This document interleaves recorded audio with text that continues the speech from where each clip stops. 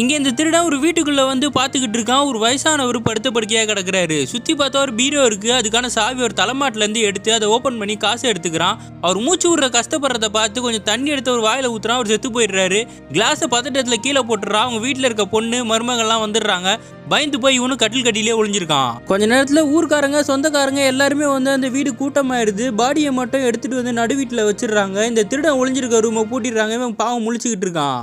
இறந்தவரோட friend full போதையில் வந்துட்டு என் நண்பனை பார்க்காம போக மாட்டேன்னு சொல்லி ஃபுல் பிரச்சனை பண்ணிக்கிட்டு இருக்காரு. அந்த டைமில் வந்து இவன் தப்பிக்கலான்னு பார்த்தா இறந்தவரோட பொண்ணும் அவங்க மருமகனும் வந்து இந்த வீட்டு சொத்தை எப்படியாவது பிரிக்கணும், அந்த பீரோவில் இருக்க காசெல்லாம் எடுக்கணும்னு சொல்லி அந்த ரூம்குள்ளே போய் பேசிக்கிட்டு இருக்காங்க. அடுத்ததான் இறந்தவரோட சின்ன பொண்ணு அவங்க ஹஸ்பண்டும் பேசிக்கிட்டு இருக்காங்க. ஆல்ரெடி வந்து இந்த ரூமில் வந்து சொத்தை பிரிக்கிறத பற்றி பேசுகிறாங்க. அந்த பீரோவில் தானே காசு இருக்குது, அந்த சாவியை தேடி உங்கள் அப்பா தானே கட்டி பிடிச்சி படுத்துருப்பாருன்னு எல்லா இடத்துலையும் தேடுறாங்க. ஆனால் திருடன் தான் சாவியை வச்சிருக்கான். நைஸாக சாவியை கீழே தள்ளி விட்டானோ அவங்களும் எடுத்து அந்த சாவியை ஒழிச்சு வச்சுட்டு அந்த ரூம்லேருந்து போகிறாங்க.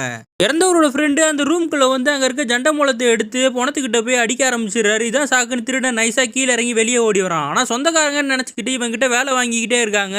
இந்த ஃப்ரெண்டை வந்து தலையில் தண்ணியை ஊற்றிக்கிட்டு இருக்கும் போது அவரும் அந்த திருடனை முறைச்சி பார்த்துக்கிட்டு இருக்காரு. இப்போ மூணாவது பொண்ணு புருஷனோட சாவுக்கு வந்துடுறா. இப்போ சொத்து பிரிக்கிறத பற்றி பேசுகிறாங்க. இந்த பொண்ணுக்கு நிறைய செலவு பண்ணி கல்யாணம் பண்ணி வச்சிருக்கோம், இவளுக்கு சொத்து கொடுத்துடக்கூடாதுன்னு சொல்லி திருடன் இந்த டைமில் தப்பிக்கலான்னு பார்க்குறான். அப்போ வந்து அந்த ஃப்ரெண்டு முறைச்சி இன்னும் பார்த்துக்கிட்டே தான் இருக்காரு. ஒரு டைமில் வீட்டை விட்டு வெளியே போகிறான். ஒருத்தர் மடக்கி இந்த உள்ள கூட்டு வந்து பார்த்துக்கிட்டு இருக்கும் போது அவன் ஃப்ரெண்டு மட்டும் இவரை தனியாக கூப்பிட்டு போயிட்டு நீ சரோஜினியோட பையன் தானேன்னு கேட்குறாரு. இவனும் தப்பிக்கிறதுக்காக ஆமான்னு தலையாட்ட இவரும் கட்டி பிடிச்சி கண் கலங்குறாரு. சரோஜினின்றது இறந்து போனவரோட சின்ன வீடுன்னு தெரிய வருது. வந்திருக்கவரும் அப்போ வந்து சொத்தை பிரித்து கொடுக்கணுமா அப்படின்னு சொல்லி குடும்பத்தாரங்களாம் தலையில் கை வச்சு உட்காந்துருக்காங்க. திருடனும் பேச மாட்டிக்கிட்டான்.